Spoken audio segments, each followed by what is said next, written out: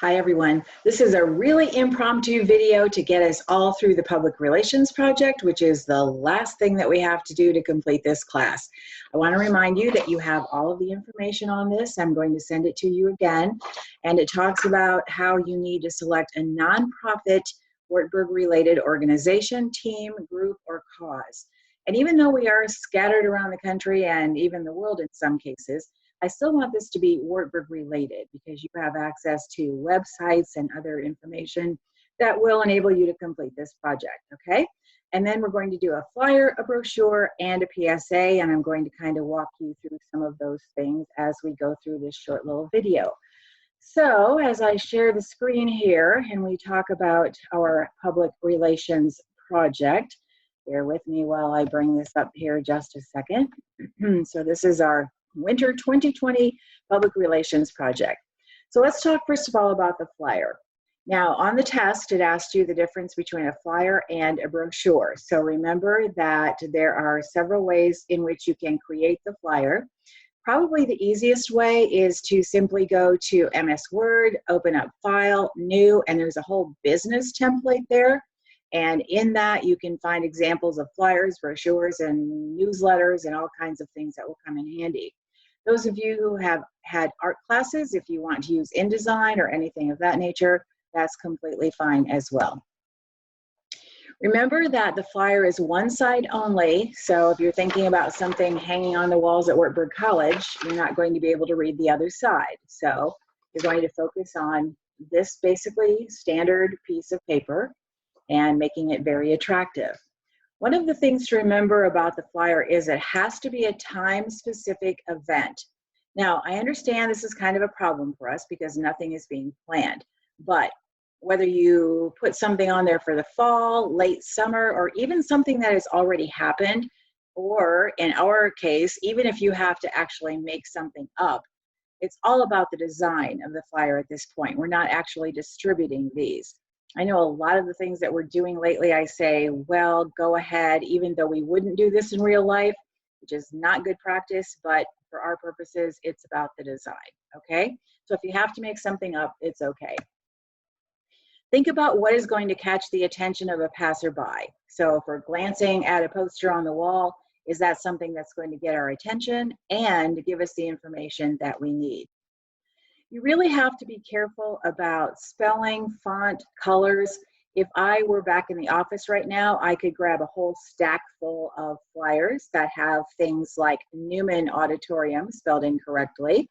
I even have one that has Wartburg spelled incorrectly. But you are all stellar, so I know you're not going to do anything like that. You have to be careful about, font and color. So for example, you're not going to put purple on an orange background or red on a yellow background or anything like that. I'm not the design queen, but we all know what looks good or what doesn't look good. Those of you who do not like AP, which apparently is a lot of you, according to the test, you don't have to worry about it for your flyer. So for example, if you want to have something in September, you might spell out September, where AP style, it would just be SEPT. So again, don't have to worry about that. And then when your flyer is done, make sure that you upload it to My Wartburg. And a little bit about that, make sure you save it as a PDF. Same for the brochure, because that is going to lock it into place so that things don't, get all over the place. And I think I put that in your assignment as well. So here are some examples of some flyers that you can look at. And you can go back with this video and kind of, go through and say what looks good, what doesn't. If you notice this one, okay, if you're walking down the hall and you see that hanging there, yes, it tells you what it's about. It tells you where, when, everything that you need to know. There's a little bit of font underneath, but not to the distracting point. This one, again, it tells you what it is. It tells you where, what time, which is great. But some of the other print in there is maybe a little bit distracting. Not points off distracting, but really it doesn't belong. Pictures are really powerful in your flyers, okay? So you see here for the Tower Agency, you have several attractive photos. You know what we're talking about. Really, if you think about the flyer, it should be what, where, when, that, and maybe who, okay? But that's really what you're focusing on. So keep that in mind.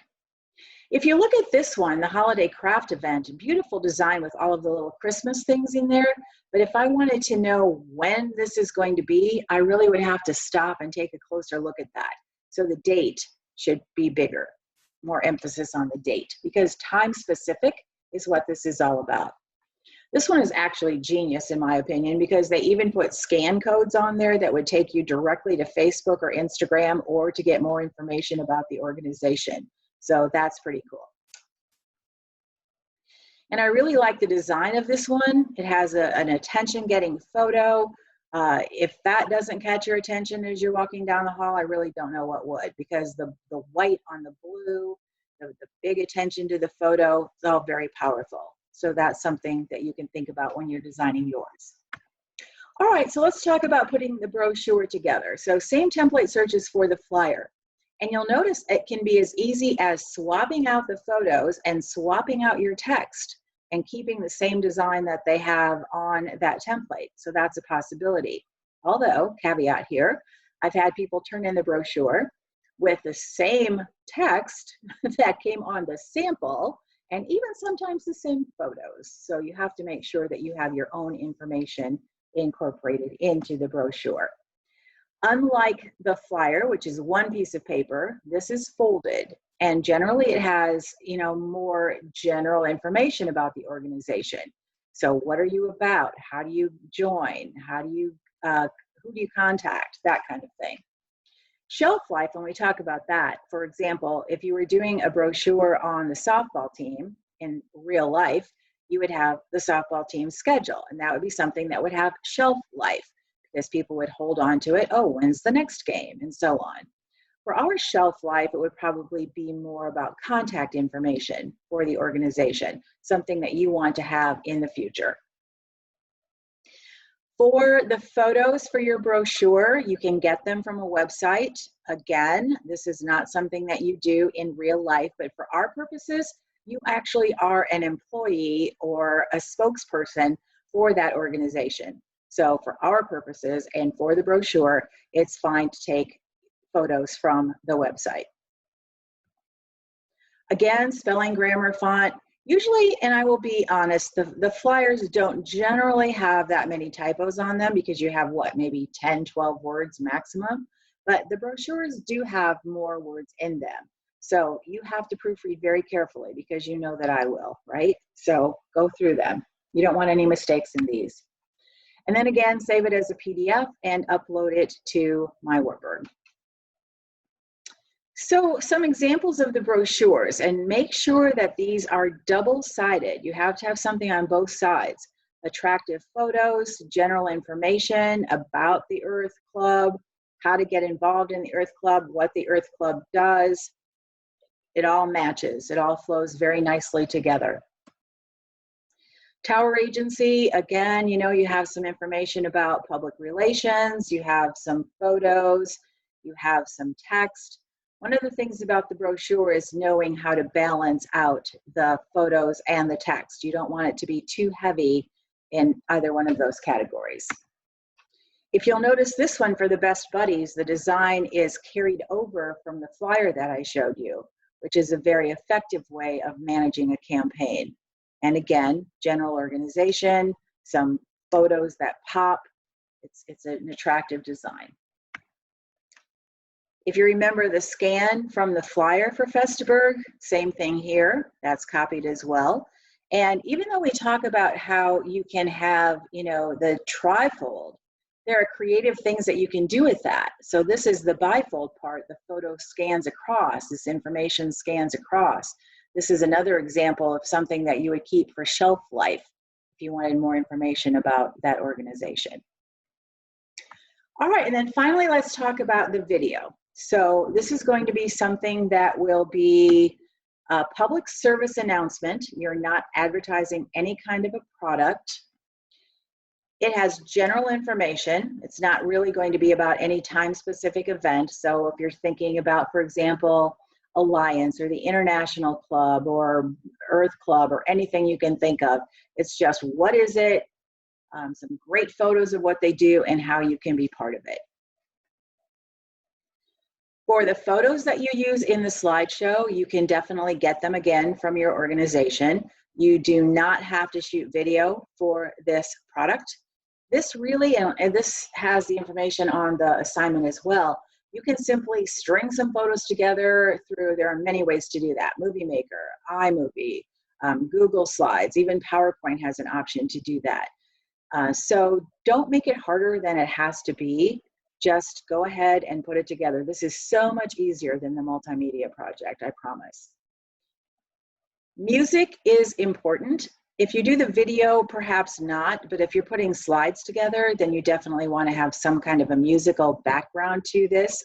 And a lot of you may be using, you know, a copyright song because it goes along with your message.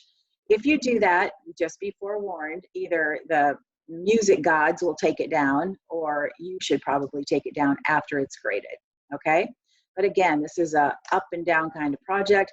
I think that's probably what happened with some of my past videos that I wanted to show you because I couldn't get them to load again. So they're probably off in some copyright protected land somewhere.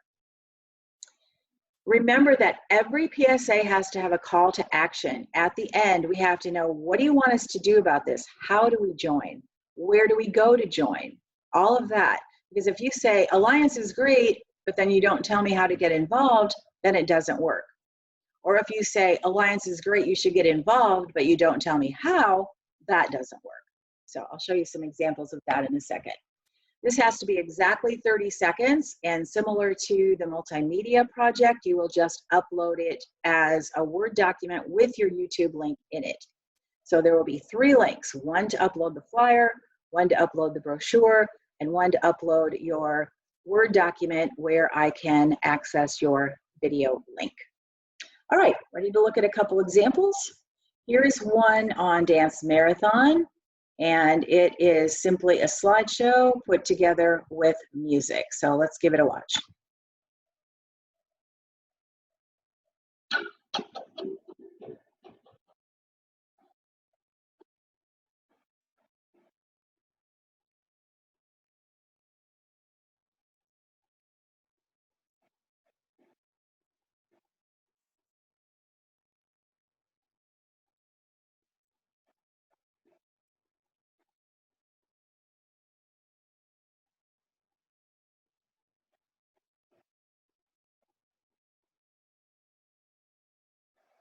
So you'll notice that not only did it tell us how to join, it had all kinds of good information in there.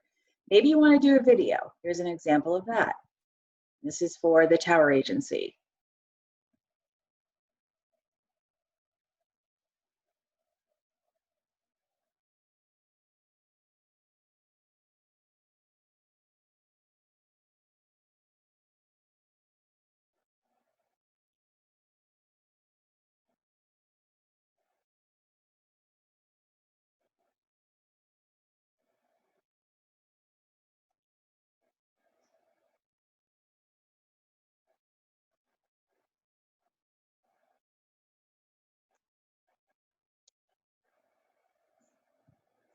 And social media is huge also, right? So if you have some way of getting them directed to social media, that's always a plus in your public service announcement.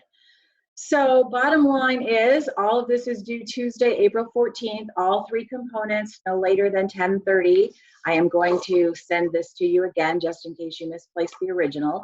I'll also try to attach it to the 3 components that are on my Wartburg. So this is all we have left to do for the rest of our time together.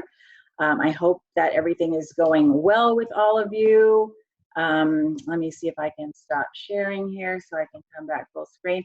I do want to tell you that if you want, to have a private little FaceTime with just 2 people, it's probably easier to just FaceTime back and forth, email, phone calls. If you want to do a Zoom session, I'm totally into that as well. But just please let me help you with this if you have any questions. In the meantime, I hope you're all just staying safe. Miss you all very, very much, and God bless, and keep in touch.